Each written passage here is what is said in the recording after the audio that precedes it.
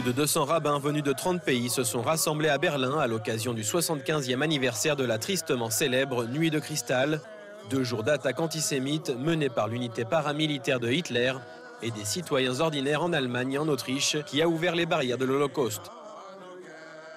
Au cours des 9 et 10 novembre 1938, au moins 91 juifs ont été tués, quelques 1400 synagogues ont été détruites et des milliers d'entreprises et maisons ont été saccagées ou incendiées.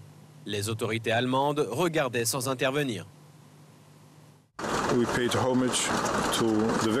Nous avons rendu hommage aux victimes de l'Holocauste. Hier soir, nous avons rendu hommage et nous nous sommes souvenus de la Nuit de cristal. Et nous sommes venus ce soir pour ce mémorial de l'Holocauste dans le centre de Berlin pour nous souvenir des 6 millions de victimes de l'Holocauste. Selon les organisateurs, les rabbins ont défilé aux chandelles dans le silence depuis la porte de Brandebourg au musée de l'Holocauste, car ça leur a donné le temps de réfléchir sur les événements tragiques de ces jours.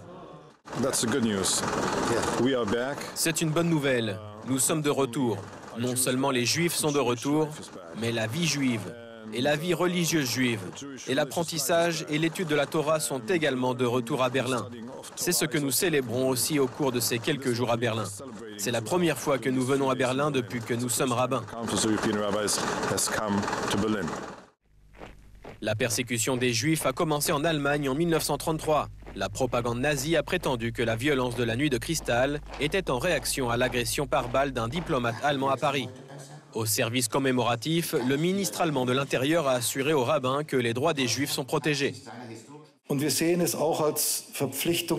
voyons cela comme une obligation de veiller à ce que la vie juive en Allemagne puisse se développer librement, en toute sécurité et avec des droits égaux. Cela signifie aussi que nous combattons l'antisémitisme sous toutes ses formes, comme la cause de tous les maux. Nous voulons que nos concitoyens juifs soient en mesure de vivre leur religion avec tout ce qui est nécessaire pour le faire. Et pas seulement, comme l'a dit M. Grauman, dans l'arrière-salle, mais librement et ouvertement dans notre société et notre pays.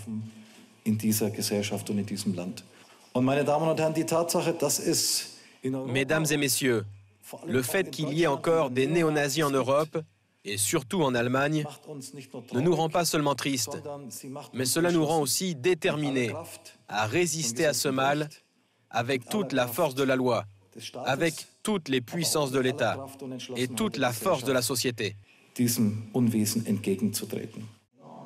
Le week-end dernier, l'ambassadeur d'Israël en Allemagne a souligné l'importance qu'Israël soit un lieu sûr pour les Juifs. En tant que diplomate israélien en Allemagne, mes collègues et moi faisons souvent des rencontres du passé et du présent.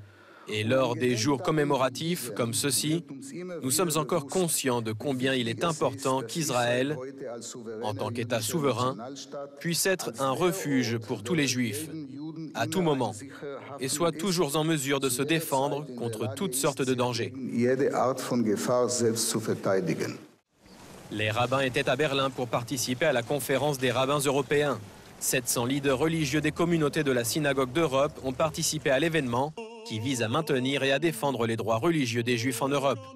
Cela vient après qu'un rapport ait été publié affirmant que plus de la moitié des près de 5500 Juifs interrogés dans 8 pays ont dit qu'ils avaient vu ou entendu quelqu'un dire que l'Holocauste était un mythe ou exagéré.